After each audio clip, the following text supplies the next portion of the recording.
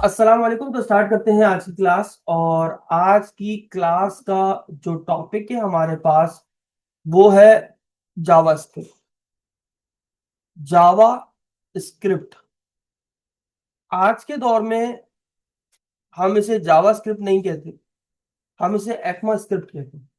ECMA, ECMASCRIPT। पहले इसको जावा script कहा जाता था, लेकिन जावा स्क्रिप्ट से पहले भी इसका एक नाम हुआ करता।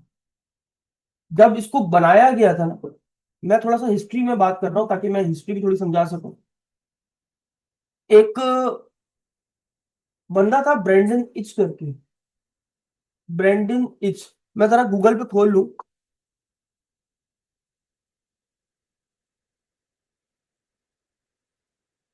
अगर हम यहाँ पर जावास्क्रिप्ट की हिस्ट्री लिखते हैं तो जावा स्क्रिप्ट को जिसने बनाया उसका नाम था ब्रेंडन इच। 1995 में ये एक कंपनी में काम किया करते थे। उस कंपनी का नाम था नेटस्केप। पूरा नाम देखिए, नेटस्केप कम्युनिकेशन कॉर्पोरेशन। ये मैं इसलिए पढ़ा रहा हूँ कि आपके एमसीक्यूज में सवाल पूछा जा सकता है। जावास्क्रिप्ट क्रिएट हुई 1995 में। किसने बनाया उसको? Brendan Eich. ये काम किया करते थे कंपनी में, जिस कंपनी का नाम क्या था? Netscape communications corporation. इनका इनिशियल गोल ये था कि वो एक ऐसी लैंग्वेज को बनाए जो कि उस टाइम के ब्राउजर में चल सके। मेरी बात को समझिएगा। उस टाइम में एक ब्राउजर हुआ करता था, 1995 की बात बता रहा हूं। उस टाइम में एक ब्राउजर हुआ करता था नेटस्केप के नाम से। जो कंपनी का नाम था ना, उसी नाम से उनका ब्राउजर भी था, नेटस्केप ब्राउजर। तो वो उनका पहला गोल ये था कि यार वो उस ब्राउजर के लिए, सिर्फ उस ब्राउजर की बात कर रहा हूँ, एक ऐसी लैंग्वेज बनाए जो सिर्फ उस ब्राउजर पे काम कर सके। तो उसे स्क्रिप्टिंग लैंग्वेज कहते हैं। तो उन्होंने पहले बार पहला गोल ये रखा कि यार मैं कोई ऐसी लैंग्वेज, स्क्रिप्टिंग लैंग्वेज बनाऊं जो उस ब्राउजर पे चल सके। अभी स्क्रिप्टिंग लैंग्वेज क्या होती है और उसको थोड़ा सा पढ़ते हैं, या पहले ये पढ़ते हैं कि स्क्रिप्ट क्या होती है। स्क्रिप्टिंग का मतलब होता है, स्क्रिप्ट का मतलब होता है कमांड्स का एक सीक्वेंस। देखिए फॉर एग्जांपल, मैं अपने सिस्टम को, कंप्यूटर को एक एक के बाद एक इंस्ट्रक्शंस देना चाहता हूं। तो यहाँ पर उसी की बात कह रहा है कि आप एक सीक्वेंस में कमांड्स को लिखते हो। यानी पहले ये कमांड चलेगी, फिर ये कमांड चलेगी, फिर ये कमांड चलेगी, फिर ये कमांड चलेगी। बात समझ रहे हो? जैसे मैं एग्जांपल तुमसे कहता हूँ, यहां से उठो, बता, उठो, सीधा जाओ, फिर लेफ्ट जाना, फिर बिल्कुल सीधा जाना। तो यहाँ पर आप जब उठोगे तो आप मेरी जितनी भी कमांड्स आपको दी गई हैं वो एक सीक्वेंस में आप चलाओगे। उठोगे, सीधा जाओगे, फिर आप लेफ्ट जाओगे। अगर आप सीधा जाने की जगह लेफ्ट चले जाओगे तो आप मेरी कमांड्स को एग्जीक्यूट नहीं कर रहे। तो यहाँ पर वो कह रहा है कि स्क्रिप्ट का मतलब होता है कि कमांड्स का एक सीक्वेंस होता है जो कोई एक स्पेसिफिक टास्क को परफॉर्म करता है। जैसे अलर्ट दिखाना। अलर्ट दिखाने से मुराद क्या है? फॉर एग्जाम्पल, एक स्क्रीन पे अचानक से एक पॉपअप खुलकर आ जाए तो भाई ये तुम क्या कर रहे हो। या डेटा प्रोसेस करना। फॉर एग्जाम्पल, आपने कोई डेटा भेजा है, उस डेटा को कहीं जाके रखना है, मैंने प्रोसेस करना। या अभी इसको फिलहाल के लिए आगे छोड़ दो। बस यूं जान लो, स्क्रिप्ट का मतलब होता है कमांड्स का एक ऐसा सीक्वेंस जो कि कोई स्पेसिफिक टास्क को परफॉर्म करे। मतलब मैं फॉर एग्जाम्पल फरहान को सदर भेजना चाहता हूँ, तो यहाँ पर मैं कमांड के एक सीक्वेंस उसको दूंगा कि फरहान यहाँ से सीधा जाना, यहाँ से पार्किंग में निकलना, पार्किंग में से बाइक या गाड़ी स्टार्ट करना, सीधा रोड मेट्रो वाला पकड़ना, मेट्रो से सीधा घूमकर वापस सारा शारा फैसल पे, शारा फैसल का बिल्कुल सीधा सीधा सीधा सीधा रोड जाना। ठीक है? एक चौरंगी आएगी, वहां पर रुकना बिल्कुल आखिर में जाकर। वहां पर जाने के बाद सीधा तो मुड़ जाए तो मैं सदर आ गया। तो यहाँ पर अब अगर फरहान को सदर जाना है तो वो कमांड का इस सीक्वेंस को फॉलो करेगा और इससे एक टास्क परफॉर्म होगा। एक फाइनल टास्क क्या परफॉर्म होगा कि वो फाइनली अपनी डेस्टिनेशन पर पहुंच जाएगा और जो काम उसने वहां पर करना है वो इजीली कर लेगा। तो स्क्रिप्टिंग का मतलब होता है कि कमांड्स का वो सीक्वेंस जो एक स्पेसिफिक टास्क को परफॉर्म करे, स्क्रिप्ट कहलाता है। जी सर, आप कुछ पूछ रहे थे? बिल्कुल ऐसे ही। तो अगर आप देखो, मूवी का स्क्रिप्ट एक सीक्वेंस में कंप्लीट किया जाता है और एट द एंड उस स्क्रिप्ट से क्या बनता है? एक टास्क परफॉर्म होता है। एक पूरी मूवी आपकी स्क्रीन पे जो है वो आपको देखने को मिल रही है। तो बात समझ में आई कि स्क्रिप्ट्स क्या होती हैं। तो हम थे वापस इधर। तो उनका पहला गोल क्या था ब्रेंडन का? कि वो एक ऐसी स्क्रिप्टिंग लैंग्वेज बनाए। स्क्रिप्टिंग लैंग्वेज अभी मैं आपको बताऊंगा क्या होती है। स्क्रिप्ट का मतलब मैंने आपको बताया। चलो स्क्रिप्टिंग लैंग्वेज भी लगे हाथ सीख लेते हैं। स्क्रिप्टिंग लैंग्वेज क्या होती है? यार इस लाइन को काट दो, ठीक है। स्क्रिप्टिंग लैंग्वेज एक ऐसी लैंग्वेज होती है जो बिना कंपाइल किए डायरेक्टली रन होती है। यार ये जुमला तुम्हारे लिए थोड़ा सा कॉम्प्लेक्स हो सकता है। बिना कंपाइल किए डायरेक्टली डायरेक्टली रन हो जाए, यानी जब आप इसमें कोई ना कोई अपना। अच्छा, अब यहां पर क्या होता है? फॉर एग्जाम्पल मैं आपसे कहता हूं यार एक ऐसा प्रोग्राम लिखो या कोई ऐसा कोड लिखो जिसमें मैं क्या कर सकूं, एग्जाम्पल के तौर पर मैं ये कह सकूं कि यार ये एच वन का जो टैग लिखा हुआ है, एच वन का जो एलिमेंट आपने लिखा हुआ है, बिना सीएसएस में जाए जावा स्क्रिप्ट की हेल्प से मैं आपके एच वन का जो कंटेंट है वो चेंज कर सकूं डायनेमिक तरीके से। डायनेमिक मतलब मुझे कोड में जाके टाइप नहीं करना पड़ेगा कि यार असद अली की जगह एबीसी कर दो। इमेजिन करो, सोचो, आपके पास एक एच वन का एलिमेंट रखा हुआ है, उसमें एबीसी लिखा हुआ है। अब मैं आपसे कहता हूँ असद अली कर दो, तो आप असद अली के लिए आप क्या करोगे, एबीसी को मिटाओगे, वहां पर असद अली कर दोगे। ये आपने स्टैटिक अप्रोच को इस्तेमाल किया, यानी आपने कोड में जाके खुद से चेंजेस करनी है। इसको स्टैटिक अप्रोच आप इमेजिन कीजिए, ठीक है। अब मैं कहता हूँ नहीं यार आपने उसको एबीसी ही रहने देना है, लेकिन जब वो पेज ब्राउजर पे चले तो उसमें असद अली लिखा हुआ है। यानी मैं चाहता हूँ कि डायनेमिकली खुद ब खुद अपने बिहेवियर को वो चेंज कर ले, उसमें कंटेंट को चेंज कर दे, बिना चेंज किए, यानी कोड में बिना गए हुए। तो वो जो काम हम अचीव करते हैं वो हम स्क्रिप्टिंग लैंग्वेज के थ्रू अचीव करते हैं। वो यहाँ पर कह रहे हैं स्क्रिप्टिंग लैंग्वेज एक ऐसी लैंग्वेज होती है जिसका कोड कंपाइल नहीं होता। कंपाइल से मुराद क्या है कि डायरेक्टली जो आपने कोड लिखा है ब्राउजर पे डायरेक्टली वो जाएगा। जाने के बाद ब्राउजर उसको अंडरस्टैंड करेगा, और अंडरस्टैंड करने के बाद जो भी आपने कहा होगा वो कमांड आपकी आउटपुट आपकी स्क्रीन पे आपको डिस्प्ले करना। अच्छा, यहाँ पर दो चीजें मौजूद होती हैं, एक होता है कंपाइलर, एक होता है इंटरप्रेटर। अब मैं थोड़ा सा बात को समझाऊंगा। इमेजिन करिए यहाँ पर आपने कुछ कोड लिखा है, एक लाइन में ये कोड लिखा हुआ है, एक लाइन में ये कोड लिखा हुआ है, एक लाइन में ये कोड लिखा हुआ है, एक लाइन में ये कोड लिखा है। अब मैं आपको कंपाइलर और इंटरप्रेटर समझाने की कोशिश कर रहा हूँ कि ये दोनों क्या होते हैं। कंपाइलर कोड को कैसे समझता है और इंटरप्रेटर कोड को कैसे समझता है। इनका काम बेसिकली क्या होता है, आपके कोड को मशीन कोड में कन्वर्ट करना। क्यों? इसलिए क्योंकि आपका जो कंप्यूटर है वो आपकी जबान नहीं समझता, वो जावास्क्रिप्ट को नहीं समझता, वो समझता है किसको, जीरो और वन को। तो इनका काम क्या होता है कि आपके कोड को कन्वर्ट करें किसके अंदर, मशीन कोड के अंदर, ताकि मशीन उस कोड को समझ के आपके मुताबिक उसका आउटपुट आपको जनरेट कर सके। बात समझ में आ रही है? तो यहां पर मान लीजिए, इमेजिन कीजिए कि 4 लाइंस का आपने कोड लिखा। तो अब पहले समझाता हूं कंपाइलर। कंपाइलर इस कोड को कैसे समझता है, समझिएगा। कंपाइलर आया, कंपाइलर को जैसे ये कोड दिया गया, ये 4 लाइन का कोड, कंपाइलर क्या करेगा, आपने रन के बटन पे क्लिक करेंगे। कंपाइलर कहेगा जब तक मैं तुम्हारे प्रोग्राम को पूरा चेक नहीं कर लेता तब तक मैं तुम्हारी स्क्रीन पे किसी भी किस्म का आउटपुट नहीं दिखाऊंगा। मतलब आपने 4 लाइनों को दिया, अगर इन 4 लाइन में से चारों लाइन ठीक हुई बिना किसी एरर के, तो आपका आउटपुट आपकी स्क्रीन पे आपको विजिबल हो जाए। लेकिन अगर इनमें से किसी एक लाइन में भी एरर हुआ, या आपने लिखने में गलती करी, या आपने कोई लॉजिक में गलती करी, कुछ भी गलती करी, एरर हुआ, तो आपके कोड का आउटपुट आपकी स्क्रीन पे नहीं दिखेगा, बल्कि प्रोग्राम वही रुक जाएगा, यानी टर्मिनेट हो जाएगा, और आपसे कहेगा पहले इस एरर को फिक्स करो, देन मैं उसके बाद तुम्हें तुम्हारा आउटपुट दिखाऊंगा। यानी कंपाइलर क्या करता है, पूरे कोड को एक साथ कंपाइल करता है और उसके बाद ही आपको आउटपुट जनरेट करता है। अगर किसी लाइन ऑफ कोड में कोई एरर होता है तो वहां पर आपके सिस्टम पे, आपके कंप्यूटर पे उस एरर को जनरेट कर दिया जाता है, और कहा जाता है क्या, कि मैं आपको किसी भी लाइन का आउटपुट नहीं दिखाऊंगा तब तक जब तक आप इस एरर को सॉल्व नहीं करते। तो कंपाइलर इस तरीके से काम करता है। एरर के ऊपर वाला कुछ भी नहीं चलेगा सर। मतलब एरर चाहे इस लाइन में हो, चाहे पहली लाइन में हो, या इस लाइन में हो, किसी भी लाइन का आउटपुट आपकी स्क्रीन पे आपको विजिबल नहीं होगा। मेरी बात समझ में आ रही? ठीक है। अब आते हैं इंटरप्रेटर। इंटरप्रेटर कैसे काम करता है? इंटरप्रेटर काम करता है बड़ा आसान है। जैसे आप काम करते हैं सर, अगर आपकी 4 लाइन का कोड है तो आप क्या करोगे, sir line by line code को पढ़ोगे। पहली लाइन पढ़ोगे, आप देखोगे इस लाइन में कोई एरर तो नहीं है, आपने कहा नहीं है, आपने क्या कर दिया, टिक। तो इस लाइन का जो भी आउटपुट होगा वो आपकी स्क्रीन पे विजिबल हो जाएगा। यानी इसका मतलब जैसे आप कभी कॉपी में या बुक के अंदर रीडिंग करते हो ना, एक एक करके लाइन को लाइन बाय लाइन पढ़ते हो, तो इंटरप्रेटर कोड को लाइन बाय लाइन पढ़ता हुआ जाता है।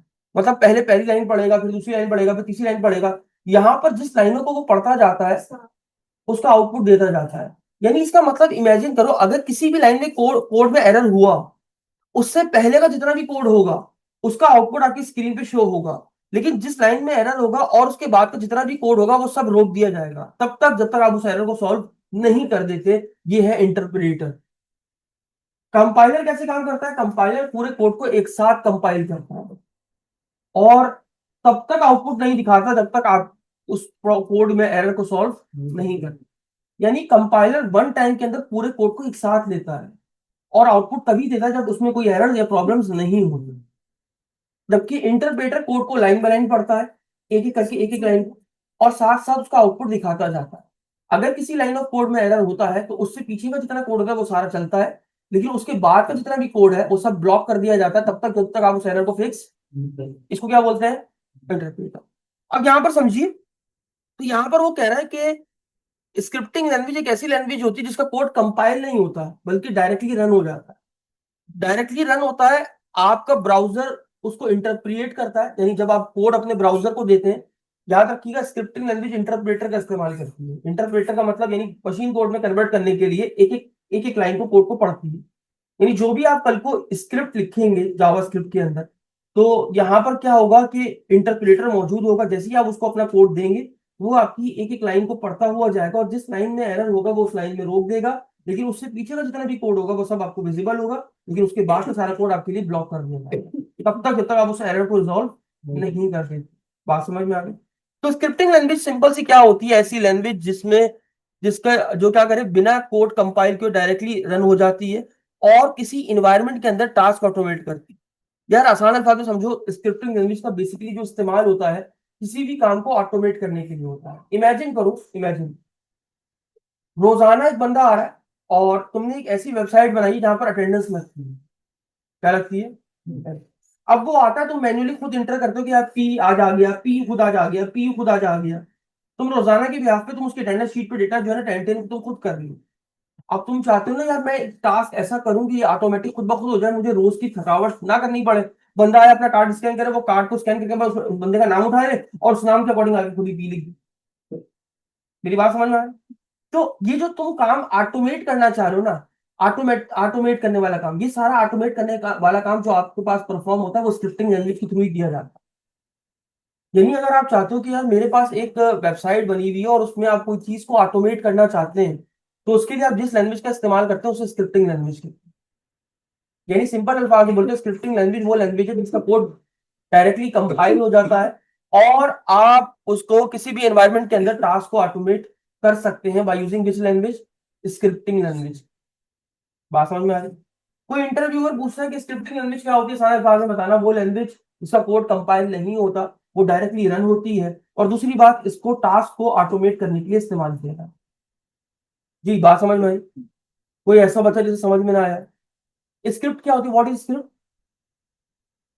कमांड का एक सीक्वेंस जो एक स्पेसिफिक टास्क को परफॉर्म करे। मेरे साथ बोलिए ना सर, ताकि मैं आपको याद कराऊं। What is script? कमांड का एक ऐसा सीक्वेंस स्पेसिफिक टास्क को परफॉर्म करे, क्या कहलाता है? स्क्रिप्ट। यहां तक बात समझ में आई? What is scripting language? ऐसी लैंग्वेज जिसका कोड कंपाइल नहीं होता। ऑटोमेट करने के लिए इस्तेमाल की जाए। अच्छा एक बात मैं आपको बताऊं, स्क्रिप्टिंग लैंग्वेज जो है वो ब्राउजर पे रन होती है। कहाँ रन होती है? ब्राउजर। यानी हम जिस ब्राउजर की बात, अच्छा मैंने आपको अभी अभी हमारा इंट्रोडक्शन पूरा नहीं हुआ। स्क्रिप्टिंग लैंग्वेज कहाँ रन होती है सर? आपके ब्राउजर के ऊपर। दोबारा देखिए सर, स्क्रिप्टिंग लैंग्वेज एक ऐसी लैंग्वेज होती है जो बिना कंपाइल किए डायरेक्टली रन होती है और किसी इन्वायरमेंट या किसी टास्क को ऑटोमेट करने के लिए इस्तेमाल होती है। याद होगी? अब आते हैं वापस इसके ऊपर। अच्छा अभी तक हम बात कर रहे थे एक जुमले की, प्रोग्राम, कि हम यहाँ पर जो है वो अपने स्क्रिप्टिंग में क्या लिखेंगे? प्रोग्राम लिखेंगे। प्रोग्राम होता क्या है? पढ़ लो। प्रोग्राम एक सेट ऑफ इंस्ट्रक्शंस होता है। सेट ऑफ इंस्ट्रक्शंस यानी बहुत सारे इंस्ट्रक्शंस का क्या होता है? अभी इंस्ट्रक्शंस आप किसको दे रहे हो? कंप्यूटर को। तो यहाँ पर आपने क्या किया, एक सेट ऑफ इंस्ट्रक्शंस बनाया जो कंप्यूटर को बताता है क्या और कैसे करना है। यानी what is program? A program is a set of instructions जो कंप्यूटर को ये बताए कि क्या और कैसे करना है, इसको क्या बोलते हैं? प्रोग्राम है। क्या बोलते हैं? प्रोग्राम। तो अगर मैं कह रहा हूँ यार एक प्रोग्राम लिखो, तो यानी मैं आपको क्या कह रहा हूँ, एक सेट ऑफ इंस्ट्रक्शंस लिखो जो कंप्यूटर को बता सके कि क्या और कैसे करना। अब मैं ये तो बोलूंगा प्रोग्राम लिखो, लेकिन मैं ये भी तो बताऊंगा कि कैसे, क्या प्रोग्राम लिखो, क्या प्रोग्राम लिखो। तो वो प्रोग्राम जो तुम लिखोगे तो वो कंप्यूटर को बताएगा भाई मुझे ये वाला काम करने को कहा है और ये वाला काम करके तो मुझे दे दो। बात समझ में आई? तो आगे बढ़ते हैं। तो यहाँ पर दोबारा वापस आते हैं। जावास्क्रिप्ट बनाई किसने? 1995। वो काम करते थे किस कंपनी में? और वो चाहते थे कि यार, उनका इनिशियल गोल क्या था कि वो डेवलप करे, यानी बनाए, क्या बनाए? एक स्क्रिप्टिंग लैंग्वेज, और जो सिर्फ किस ब्राउजर में चलती हो? उसी ब्राउजर के। लेकिन जो ही जब उन्होंने इस लैंग्वेज को बनाया तो लोग उस वक्त उसको ज्यादा पॉपुलैरिटी मिली और वो ज्यादा यूजफुल होने लगी। तो आहिस्ता आहिस्ता करके, आहिस्ता आहिस्ता उन्होंने क्या किया, इसको सिर्फ उस नेटस्केप ब्राउजर में यूज नहीं किया, बल्कि अब आज के दौर में दुनिया के हर ब्राउजर में जावास्क्रिप्ट यूज की जा सकती है। यानी जब ये इनिशियली तौर पर आई थी तो किस ब्राउजर में यूज होती थी? लेकिन आज के दौर में आप इसको किसी भी ब्राउजर में यूज कर सकते। बात समझ में आई? अच्छा जी, जावास्क्रिप्ट का इस्तेमाल किस लिए किया जाता है सर? डायनेमिक और interactive element to the then static web pages. यानी अगर आप चाहते हो कि अपनी वेब पेजेस को डायनेमिक बनाओ, डायनेमिक मीन मैंने अभी आपको बताया, क्या बताया था याद है आपको?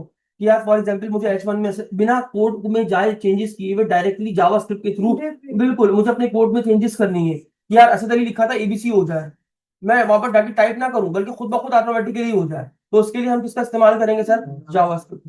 यानी आपके वेब पेज को डायनेमिक बनाने के लिए और इंटरेक्टिव बनाने के लिए हम जावास्क्रिप्ट का इस्तेमाल करते हैं। आसान अल्फाज में समझाऊं, HTML यूज की जाती है घर का स्ट्रक्चर बनाने के लिए, CSS यूज की जाती है उस घर में डिजाइनिंग करने के लिए।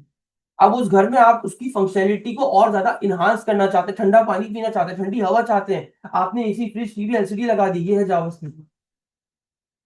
बात समझ में आए? तो ये एग्जांपल सिर्फ आपके समझने के लिए, ऐसा नहीं हो कि आप इसको इंटरव्यूअर को बता रहे हैं कि भाई मेरे घर में जो फ्रिज लगा है वो जावास्क्रिप्ट है, मेरे घर में जो टीवी लगा है वो जावास्क्रिप्ट नहीं। ये समझने के लिए घर का स्ट्रक्चर बना HTML से, उस घर में कलरिंग हुई, और उस घर में जितने भी आपने फीचर्स ऐड किए, अब फंक्शनलिटीज लगाई, वो आपने किसके थ्रू लगाई? जावास्क्रिप्ट। तो आई होप छोटा सा जो सफर था इंट्रोडक्शन का, ये सफर समझ में आया होगा। अब आगे बढ़ते हैं, वापस लेक्चर पे आते हैं। आई होप स्क्रिप्टिंग लैंग्वेज समझ में आई होगी। अब बात करते हैं जावास्क्रिप्ट की। जावास्क्रिप्ट का जो ऑफिशियली जब इसको इंट्रोड्यूस किया गया था तो उसका नाम पता है क्या रखा गया था? मोचा। MOOCH। क्या रखा गया था? हाँ, जावा का फर्स्ट नेम जो था वो था मोचा। और उस जमाने में एक लैंग्वेज जो कि बहुत ज्यादा पॉपुलर हुआ करती थी वो थी जावा। जावा एक प्रोग्रामिंग लैंग्वेज है। मैं अभी जो पढ़ा रहा हूँ वो एक स्क्रिप्टिंग लैंग्वेज है। अभी हम जो जावास्क्रिप्ट पढ़ रहे हैं वो कौन सी लैंग्वेज है? Scripting language. यानी आप इसको स्क्रिप्ट की फॉर्म में लिखते हो। अभी मैंने बताया ना, जैसे इसने बोला कि सर जैसे आप फिल्म या ड्रामास की आप स्क्रिप्ट लिखते हैं, एक एक करके आप लाइन बाय लाइन अपनी स्क्रिप्ट को रन कर रहे होते हैं, एग्जीक्यूट हो रही होती है आपके पास, तो वो स्क्रिप्टिंग लैंग्वेज है जावा स्क्रिप्ट। जबकि बात की जावा की बात की जाए, सी की बात की जाए, C++ की बात की जाए, वो प्रोग्रामिंग लैंग्वेज है। बात समझ में आ रही? तो यहां पर चलते हैं वापस और पढ़ते हैं कि स्क्रिप्टिंग लैंग्वेज कितने टाइप्स की होती है। स्क्रिप्टिंग लैंग्वेज कई तरह की हो सकती है। Number 1, client side scripting. दोबारा सुनिएगा, ये डिफरेंस बहुत मैटर करता है। Client side scripting language, server side scripting language, system scripting और एप्लीकेशन स्क्रिप्टिंग। यानी आपके पास 4 टाइप्स ऑफ स्क्रिप्टिंग लैंग्वेज होती है। कितने टाइप्स की? 4। Number 1 client side, server side, system scripting और एप्लीकेशन स्क्रिप्टिंग। यहां तक बात समझ में आई? अब क्लाइंट साइड स्क्रिप्टिंग क्या होती है, एग्जाम्पल के तौर पर बता रहा है। क्लाइंट साइड स्क्रिप्टिंग में कौन सी लैंग्वेज आती है बता रहा है, एग्जाम्पल जावास्क्रिप्ट। ये बता रहा है कि इनमें कौन सी लैंग्वेज आती है। सर्वर में आती है PHP, Node.js और पाइथन। क्या है? सिस्टम स्क्रिप्टिंग में आती है क्या, बैश या पावर शेल। और एप्लीकेशन स्क्रिप्टिंग में आती है VB स्क्रिप्ट और लुआ। ये कुछ लैंग्वेजेस के नाम बताइए। ये लैंग्वेजेस, ये जबानें हैं, ये लैंग्वेजेस इनके अंदर लाया करती हैं। बात समझ में आ रही? अब हमारा काम सर ये सब पढ़ना नहीं है, ये सब पढ़ना नहीं है, हम इसकी बात कर रहे हैं सिर्फ। जावास्क्रिप्ट एक क्लाइंट साइड स्क्रिप्टिंग लैंग्वेज है। क्लाइंट साइड क्या होती है? जो ब्राउजर में रन होती है पेज इंटरेक्टिव बनाने के लिए। आसान अल्फाज में, what is client side scripting language? Sir, वो लैंग्वेज जो ब्राउजर अंडरस्टैंडेबल हो, जिसे ब्राउजर इजीली समझ सकता हो, या ब्राउजर पे रन होती हो, हम जिसके जरिए अपने पेज को इंटरेक्टिव और डायनेमिक बना सकते हो, उसको क्या बोलते हैं? Client side scripting. Client side scripting language कहते हैं। और क्लाइंट साइड स्क्रिप्टिंग लैंग्वेज आपके पास जावास्क्रिप्ट एक क्लाइंट साइड स्क्रिप्टिंग लैंग्वेज। बात समझ में? What is client side scripting language? वो लैंग्वेज जो ब्राउजर पे रन होती है, ब्राउजर उसे समझ पाता है, आई रिपीट, ब्राउजर उसे इजीली अंडरस्टैंड कर पाता है। पेज को इंटरेक्टिव और डायनेमिक बनाने के लिए हम जिस लैंग्वेज का इस्तेमाल करते हैं वो क्लाइंट साइड स्क्रिप्टिंग लैंग्वेज कहलाती है। और क्लाइंट साइड स्क्रिप्टिंग में आपको कौन सी लैंग्वेज आती है? जावास्क्रिप्ट। आई होप ये समझ में आ गया होगा। अब सर्वर साइड में पाइथन, नोड जेएस, पीएचपी, वो लैंग्वेज जो सर्वर पर रन होती है और जो डेटा को प्रोसेस करती है। डेटा को प्रोसेस इन द सेंस से मुराद ये है कि आप उस डाटा को जो आप ले रहे हो वेबसाइट से, उसको उठा के किसी डेटाबेस वगैरह में स्टोर करते हैं। मेरी बात को समझिएगा। वो लैंग्वेज जो ब्राउजर नहीं समझ सकता, कौन समझ पाता है? सर्वर, वेब सर्वर्स, सर्वर्स की बात हो रही है। वो लैंग्वेज जो सर्वर अंडरस्टैंड कर सकता है, कौन अंडरस्टैंड करता था? सर्वर क्या होता है? अब सर्वर क्या होता है, तो मैं ये भी आपके लिए, सर मुझे पता था आप सवाल पूछोगे। सर्वर, वेब सर्वर एक कंप्यूटर प्रोग्राम होता है। कंप्यूटर का ही प्रोग्राम, कंप्यूटर में लिखा प्रोग्राम होता है जो वेबसाइट को स्टोर करता है। और जब यूजर ब्राउजर पे रिक्वेस्ट करता है तो वेब पेज उस तक भेजता है। मतलब ये देखो, अब मैंने यहां सर्च किया google.com, आपने यहां पर क्या करी? रिक्वेस्ट की। क्या किया? किससे रिक्वेस्ट कर रहे हो? अब ये जो गूगल है ना, ये सर्वर पे पड़ा होगा। google.com एक वेबसाइट है, ये कहां पड़ी हुई है? एक सर्वर, एक कंप्यूटर में रखी हुई है। इमेजिन करो, सर्वर एक कंप्यूटर ही है। क्या है? कंप्यूटर। एक ऐसा कंप्यूटर जिसमें दुनिया भर की वेबसाइट्स को रखा गया है, रख दिया। अब तुमने यहाँ पर क्या लिखा? एक यूआरएल लिखी। क्या लिखी? तुमने रिक्वेस्ट की। अब ये तुमने जैसे इंटरप्रेस किया, ये रिक्वेस्ट गई उस सर्वर पे। अब उस रिक्वेस्ट की बिहाफ पे अगर ये यूआरएल सही थी, तो उसने बदले में रिस्पॉन्स किया, और रिस्पॉन्स में ये google.com आपकी स्क्रीन पे खुल गया। That is called web server. बात समझ में आई? आइए दोबारा देखिए। तो वेब सर्वर एक कंप्यूटर प्रोग्राम होता है जो वेबसाइट को स्टोर करता है, और जब यूजर ब्राउजर से रिक्वेस्ट करता है तो वेब पेज को उस तक भेजता है। तो आपकी स्क्रीन पे एक वेब पेज आपकी स्क्रीन पे सामने आ गया, google.com। ऐसे ही अगर मैं यहाँ पर दराज.pk लिखता हूं, तो यहाँ पर मैं क्या कर रहा हूँ? एक रिक्वेस्ट। किससे रिक्वेस्ट कर रहा हूँ? सर्वर से। अब सर्वर ने इसके बिहाफ पे मुझे एक रिस्पॉन्स दिया। ये क्या है? ये रिस्पॉन्स मुझे रिसीव हुआ। बात समझ में आई? ये छोटी छोटी बात है जो आपने समझ ली है। आइए वापस चलते हैं। What is server side scripting language? वो लैंग्वेज जो सर्वर पे रन होती हो, ब्राउजर उसको नहीं समझ सकता हो। कौन सी लैंग्वेज? सर्वर पे रन होती हो, सर्वर समझ सकता हो लेकिन ब्राउजर के लिए रीडेबल ना हो। और वो लैंग्वेज जिसमें हम डेटा को प्रोसेस कर सकते हैं, वेबसाइट से डेटा लेके डेटाबेस में स्टोर कर सकते हो, ऐसी लैंग्वेज को सर्वर साइड स्क्रिप्टिंग लैंग्वेज। मेरी बात समझ में? इंशाल्लाह सेकंड सेमेस्टर में पीएचपी पढ़ोगे तो वो एक सर्वर साइड स्क्रिप्टिंग है, वो क्लाइंट साइड नहीं है। मेरी बात समझ में आई? क्लाइंट साइड क्या होती है? ब्राउजर समझ सकता हो और जो वेब पेजेस को डायनेमिक और इंटरेक्टिव बनाने के लिए इस्तेमाल किया। याद हो गया? अच्छा, अब मैं जिससे पूछूंगा वो बताएगा, सारे नहीं बोलेंगे सर। जी सर, खड़े होइएगा। जी, व्हाट इज स्क्रिप्ट? जी सर, व्हाट इज स्क्रिप्ट? सिर्फ स्क्रिप्ट पूछा, स्क्रिप्ट क्या होती है? जी सर, फरहान खड़े होइएगा। What is script? बैठे खड़े रहिएगा सर जी। इस कमांड का एक सीक्वेंस, शाबा, जो एक स्पेसिफिक टास्क को परफॉर्म करे। क्या बोला था उन्होंने? कमांड का एक सीक्वेंस, एक के बाद एक, जो एक स्पेसिफिक टास्क को परफॉर्म करे, क्या कहलाता है? स्क्रिप्ट कहलाता है। बैठिएगा दोनों। अच्छा जी, what is scripting language sir? एक ऐसी प्रोग्रामिंग लैंग्वेज जो एक ऐसी लैंग्वेज कंपाइल की है टास्क कंप्लीट, और जो किस लिए इस्तेमाल होती है?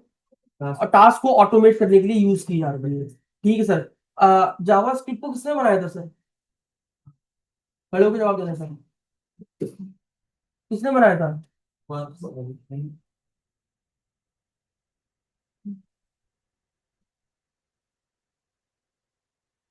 अभी तो सामने खोल के पढ़ाया है। ऐसा भी नहीं कि मैंने तो मुंह से बोला और दिखाया सर। जावास्क्रिप्ट किसने बनाया था सर? अभी तो बनाया था ना। खड़े होइए सर। किसने बनाया था सर? खड़े हो जाओ। ब्रेंडन ईस्टन किसने बनाया था सर? कब बनाया था सर? 19 19 अच्छा ये देखिए, मैं दिखा दूं बाकी के लिए। ये देखिए, जावास्क्रिप्ट वाज क्रिएटेड बाय, किससे बनाया है? कब बनाया? बैठ जाइए। नेक्स्ट, खड़े होइए sir ji. What is compiler? Compiler होता क्या है? जो प्रोग्राम को किसमें कन्वर्ट करता है? मशीन कोड के अंदर जी। कंपाइलर होता क्या है? प्रोग्राम को लाइन बाय लाइन रीड करते हैं, लाइन बाय लाइन रीड करता है। मतलब एक साथ रीड करते हैं, जो अगर कोई इसमें लाइन में एरर आ जाए तो उसको ब्लॉक कर देता है कोड को। बाकी पीछे का आउटपुट आता है। कब आता है आउटपुट? तो वो लाइन करेक्ट। सारे कोड को आप जब तक एरर रिजॉल्व नहीं कर देते तब तक आपको किसी भी लाइन का आउटपुट नहीं देखने को मिलता। जी सर, आपको ठीक है जी। What is interpreter?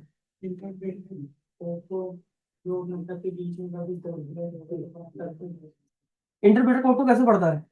अच्छा, बुक बुक अगर मैं तुम्हें बुक दूं कैसे पढ़ोगे? लाइन बाय लाइन तो पढ़ोगे, तुम्हारे इंसानों की तरह ही काम करता है वो। लाइन बाय लाइन पढ़ता है, और जिस लाइन में कोड हो, एरर हो, उससे पीछे का जितना भी आउटपुट होगा वो आपकी स्क्रीन पे शो होगा, लेकिन उसके बाद का जितना भी कोड होगा वो ब्लॉक कर दिया जाएगा तब तक जब तक आप उसको एरर को रिजॉल्व, तो क्या बोलते हैं, बैठ सही जी। ठीक है, गुड। अच्छा जी, अ, जी सबा, कितने टाइप की स्क्रिप्टिंग लैंग्वेजेस होती हैं? कौन कौन सी? क्लाइंट साइड, और server side, system system, application. Client side scripting क्या होती है? साइड ये होती है जो ब्राउजर पे रन करती है और मतलब ब्राउजर उसको समझ सकता है। सही है।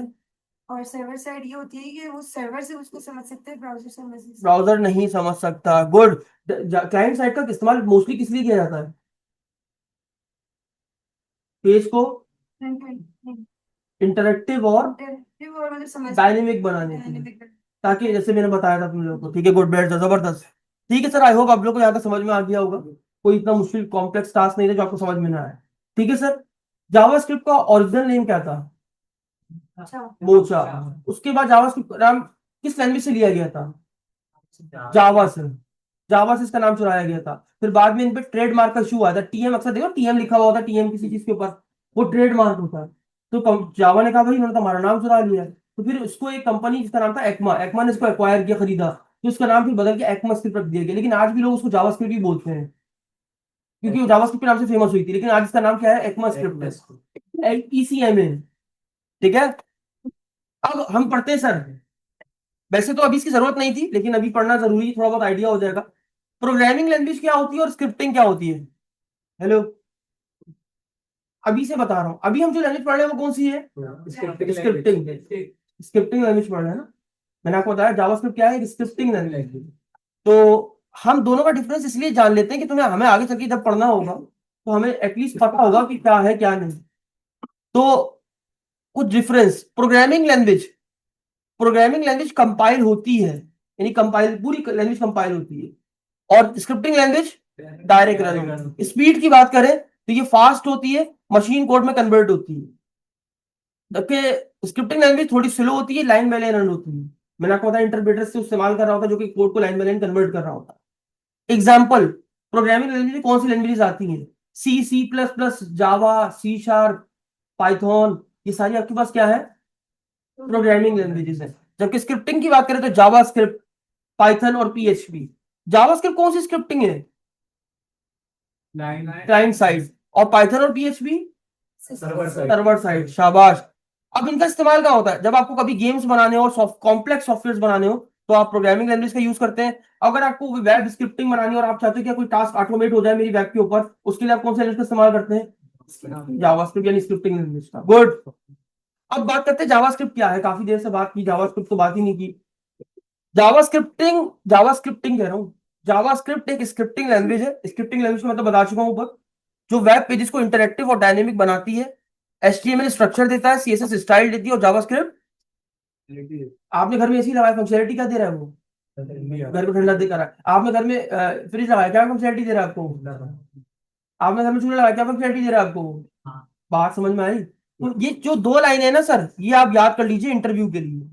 व्हाट इज जावास्क्रिप्ट, आसान अल्फाज में एक ऐसी लैंग्वेज है जो वेब वेब पेजेस को इंटरैक्टिव और डायनामिक बनाती के लिए इस्तेमाल की जाती है। HTML स्ट्रक्चर बनाता है, है। CSS डिजाइनिंग करता है, जबकि जावास्क्रिप्ट पर्सनैलिटी शाबाश, याद हो गया। जब तक इसे याद नहीं होता आगे नहीं बढ़ेंगे। याद नहीं, रट्टे नहीं मारने, समझ के पढ़ना है। कोई बात नहीं समझ में आई तो पूछ लीजिए।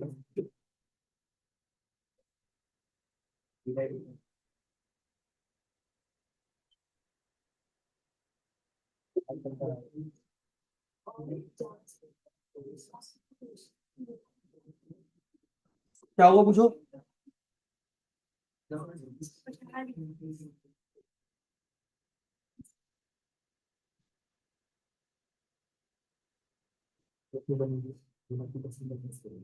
क्या आज जावास्क्रिप्ट को किसी भी ब्राउजर में यूज किया जा सकता है? लेकिन जब इनिशियली तौर पर आई थी तब किस ब्राउजर में यूज होती थी? के लिए बनाई गई थी। शाबाश, गुड। कम्युनिकेशन और ये कंपनी का नाम था, इनकी ब्राउजर का नाम था नेटस्केप ब्राउजर। बिल्कुल ऐसे ही। याद हो गया। What is JavaScript?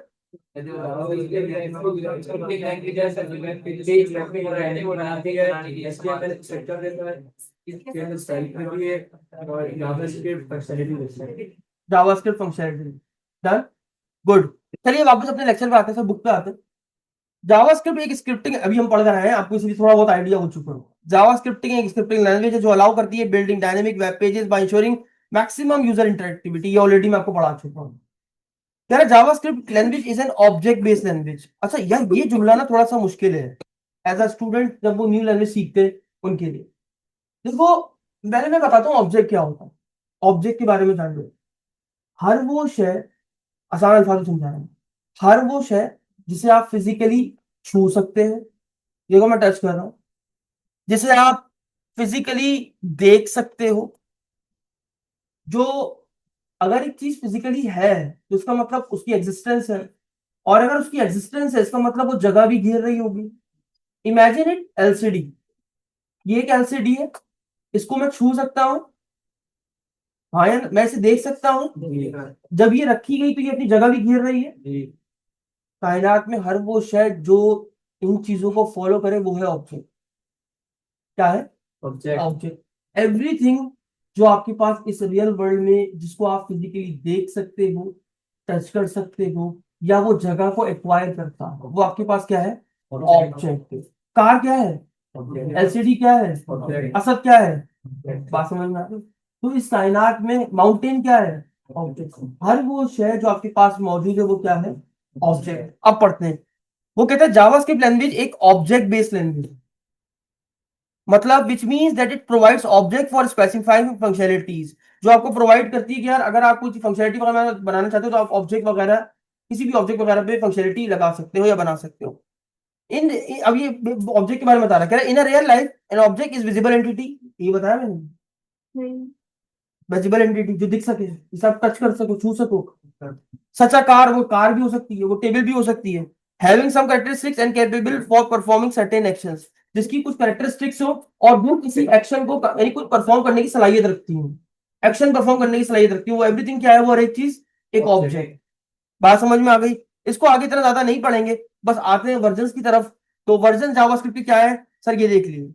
1997 में मैंने आपको कहा था इसका आज का नाम क्या है। तो यहाँ पर काफी सारे वर्जन लिखे हुए, जिनमें बताया फर्स्ट एडिशन जो आया 1997 में ECMAScript 1 का। एक्मा रख दिया था कंपनी ने इसको, एक एक्मा कंपनी ने जब इसको अपने पास ले लिया तो उसका नाम ECMAScript हो गया था। लेकिन चूंकि इसका नाम इतना पॉपुलर जावास्क्रिप्ट हो चुका था कि आज भी लोग इसे जावास्क्रिप्ट ही बोलते हैं, लेकिन इसका ऑफिशियल नेम जो है वो ECMAScript है। ठीक है। तो यहां पर ये लिखा है कि वो वर्जन कब आया, क्या नाम था, और उसकी क्या डिस्क्रिप्शन थी, मतलब उसमें क्या क्या चीजें इंक्लूडेड थी और क्या चीजें इंक्लूडेड नहीं थी। अगर मैं अभी ये सारी बातें करूंगा ना कि इसमें ये चीज थी उसमें ये चीज नहीं थी, तो आपको शायद बहुत सारी चीजें नहीं समझ में आएंगी। ये आहिस्ता आहिस्ता आपको समझ में आएंगी जब आप यूज करोगे। हाँ अच्छा भाई, ये क्या होता है, वो क्या होता है। अच्छा कुछ चीजें बता दूं, जैसे वो कहने लगा पहली बार 1998 में इंटरनेट एक्सप्लोरर ने वर्जन 4.0 के अंदर आपका ब्राउजर सपोर्ट करने लगा था जावा ECMAScript। फर्स्ट टाइम जब ये ब्राउजर कौन सा चल रहा था, नेटस्केप। उसके बाद इसने जो दूसरे ब्राउजर पे यानी फर्स्ट टाइम जब अपने आप को रन किया तो वो उस ब्राउजर का नाम क्या था, internet explorer. Internet explorer browser था ना, उस ब्राउजर के कौन से वर्जन पे, उसमें जावास्क्रिप्ट रन होना शुरू हो गई थी। लेकिन आज के दौर में हर ब्राउजर पे आप जावास्क्रिप्ट को यूटिलाइज कर सकते हो। आप समझो कि मजाक करें, दिखाऊं, ये रही जावास्क्रिप्ट, राइट क्लिक करो कहीं पर भी, इंस्पेक्ट करो, इंस्पेक्ट एक डेवलपर टूल है, ऑलरेडी बता चुका हूं। आ गया कंसोल, इसको थोड़ा, इसको नीचे करना हो तो आसान है भाई, यहाँ पर 3 डॉट्स बने आ रहे हैं, इस पे क्लिक करो। उसके बाद ये देखो आ रहा है, ये इनकी पोजीशंस है कि भाई इसको लेफ्ट तरफ दिखाना है, नीचे की तरफ दिखाना है, या राइट पे दिखाना है। मैंने कहा नीचे दिखा दूं, आ गया। अब उसके बाद यहाँ आने के बाद इसमें कंसोल दिखेगा आपको, क्या दिखेगा, यहां पर आके आप जो भी जावास्क्रिप्ट टाइप करना चाहो कर सकते हैं। इन बिल्ड हर ब्राउजर के अंदर आप जावास्क्रिप्ट को लिख सकते हो। करके दिखाओ, ये देखो 2+2, देखो आंसर क्या आया, हमारे ब्राउजर में ही मौजूद होती है हर चीज, हम फिर भी कैलकुलेटर का इस्तेमाल करते हैं। देखो 3 × 5 8, देखा। तो इन बिल्ड जावास्क्रिप्ट ऑलरेडी मौजूद है हर ब्राउजर के अंदर, बस आपने इंस्पेक्ट खोल के कंसोल ओपन करना है। जी सर। वेबसाइट को रन करने के बाद भी यूज कर सकते हैं, हाँ इस तरह वेबसाइट को जब हाँ सर, उसमें भी आप इंस्पेक्ट खोल सकते हैं। अच्छा एक बात, जिस टैब में आप इंस्पेक्ट खोलेंगे ना, ये अभी जो इस पेज का जावा कंसोल है, इसमें काम करेगा। यानी अगर मैं इस टैब में खोलूंगा ना तो इसका अपना खुलेगा। ऐसे ही जब कल को आप वेबसाइट बनाओगे ना तो आप उसके स्पेक्ट में जाके काम कर रहे हो। सर उसमें भले जावास्क्रिप्ट ना लिखते हो, इसमें जिससे हम आप बनाते हैं HTML और CSS को मिलाते हो, फिर सर बेसिकली हम जावास्क्रिप्ट यहाँ नहीं लिखेंगे सर, ये तो मैं सिर्फ सिखा रहा हूँ कि इनबिल्ट जावास्क्रिप्ट मौजूद है, जितने भी उसके एरर्स या आउटपुट आएंगे वो यहाँ दिखेंगे। नहीं सर, वो बात हाँ। दोनों अगर आप बनाए और जावास्क्रिप्ट ना लिखें, जैसे हम पीछे करते हुए नहीं हाँ। लिखते, उसमें अगर इंस्पेक्ट ओपन करके कंसोल करेंगे तो हो जाएगा। हाँ जावास्क्रिप्ट यहाँ से भी एम्बेड, लेकिन एक नुकसान होगा, पता है क्या, यहाँ पर जो स्क्रिप्ट लिखोगे ना, ये देखो मैंने कभी सारी कैलकुलेशन की है, रिफ्रेश करूँ, ये देखो उड़ गई। क्यों? क्योंकि वो टेम्पररी होती है। अब जाहिर सी बात है, कोड कोई फाइल में सेव होगा तभी तो वो बार बार यूज हो पाएगा। तो हम बेसिकली जो काम करेंगे वो फाइल के अंदर करेंगे, लेकिन मैं बता रहा हूँ कि वो यहाँ पर मौजूद होती है। आपने देखा भी, मैंने करके यूज करके दिखाया। अभी से खोल के हम लोग हाँ जावास्क्रिप्ट में काम शुरू कर सकते हैं आप। बात समझ में आई? कोई मुश्किल नहीं है, मैंने कहा ना इनबिल्ट ब्राउजर में आती है, हर ब्राउजर में जावास्क्रिप्ट को आप इजीली एम्बेड कर सकते हैं। डन। वापस आओ, वर्जन समझ में आ गए, क्लाइंट साइड समझ में आ गई, समझाया अभी, समझा, ये तो वही तो लिखा, पढ़ो जरा इसको। क्लाइंट साइड जावास्क्रिप्ट भाई तो लिखा हुआ है, सर्वर साइड समझ में आ गई। आगे बढ़े, अब बात करते हैं। वो कह रहा है कि अगर आपको जावास्क्रिप्ट अपने HTML फाइल के अंदर लिखनी है, तो हम स्टाइलिंग करने के लिए अगर हमें अपनी HTML की फाइल के अंदर ही CSS लगानी, तो क्या लिखते थे, स्टाइल का एलिमेंट यूज करते थे हेड के अंदर। तो ऐसे ही वो कह रहा है अगर आपको जावास्क्रिप्ट लिखनी है तो आप स्क्रिप्ट का टैग ओपन करेंगे और स्क्रिप्ट का टैग क्लोज करेंगे, और उसके बीच में जो आप जावास्क्रिप्ट लिखना चाहे वो आप लिख सकते हैं। कहीं जावास्क्रिप्ट तो लाजमी नहीं है ना, कि जावास्क्रिप्ट भी है, कोई भी स्क्रिप्टिंग लैंग्वेज लिख सकता है ना। हाँ बिल्कुल लिख सकते हैं, सही है। तो वो ये कह रहा है कि अगर आपको जावास्क्रिप्ट को अपने वेब पेज में इन्वॉल्व करना है तो आप उसके लिए कौन सा एलिमेंट यूज करेंगे, स्क्रिप्ट। अभी कैसे होता है इसको समझने वाली बात है, आओ करते हैं। तो बिल्कुल फ्रेश एक नया प्रोजेक्ट बनाते हैं। तो यहाँ पर एक नया फोल्डर बना रहा हूँ, जावास्क्रिप्ट टास्क। याद रखिएगा आज के बाद हम इसी में काम करेंगे। मैंने फोल्डर बना लिया, वैसे बनाना ही चाहिए था, मेरी वेबसाइट पहले से बनी हुई रखी हुई थी। खैर इमेजिन कर लो इसमें वेबसाइट मेरी बनी हुई है, ठीक है, इस फोल्डर में। अब यहां पर आने के बाद इसको VS कोड में खोल लो जैसे खोलते हो। आपको पता है हम सारी जावास्क्रिप्ट कहाँ लिखते हैं सर, आपको तरीका कार बताया। अच्छा, मैं सारे तरीके सिखाऊंगा। एसेट्स का फोल्डर बनाया, जैसे आप वेबसाइट बनाते हो वैसे ही बनाओ, बस हमें स्क्रिप्ट कहीं भी, हम स्क्रिप्ट को कहीं भी लिख सकते हैं।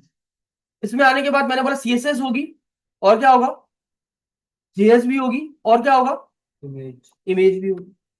डन। अब जैसे आप HTML की फाइल बनाते हो, बनाओ index.html, बना ली। बनाने के बाद जैसे आप काम करते हैं सर, सिंपल वेबसाइट के लिए बना लीजिए, बना ली बॉयलर प्लेट। यहां पर मैंने कह दिया वेबसाइट 1, चला के देख ले, कॉपी पाथ, ब्राउजर में आए, पेस्ट कर दिया, चला लिया, वेबसाइट 1 के नाम से आ रहा है। अब वो ये कह रहा है कि अगर तुम अपने इसी HTML पेज के अंदर जावास्क्रिप्ट लिखना चाहते हो, तुम नहीं चाहते कि मैं अलग से फाइल बनाऊं, तुम चाहते हो अगर इसी में काम करना, तो यहां पर देखो जहां बॉडी का टैग क्लोज हो रहा है, वैसे तो तुम जावास्क्रिप्ट कहीं पर भी लिख सकते हो। ऊपर भी लिख सकते हो, लेकिन प्रोफेशनल तरीका कहता है कि जब तुम्हारी बॉडी का टैग जहां क्लोज हो रहा है ना वहां पर लिखो, यहाँ पर सारी एचटीएमएल यहाँ रहने दो, बिल्कुल आखिर में जब बॉडी क्लोज हो रही है वहां पर अपना स्क्रिप्ट लगाना। ऐसा क्यों? इसीलिए क्योंकि जावास्क्रिप्ट जब डायनेमिकली डेटा को लेकर आती है तो उस डेटा को प्रोसेस होने में टाइम लगता है, और जब वो प्रोसेस हो रहा होता है तो उसकी वजह से क्या होगा, मान लो आपने स्क्रिप्ट को यहाँ लिख दिया, इमेजिन करो यहाँ लिख दिया।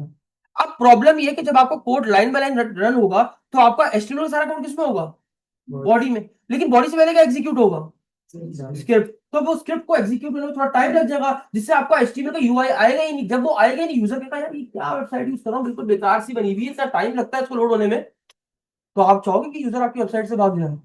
नहीं।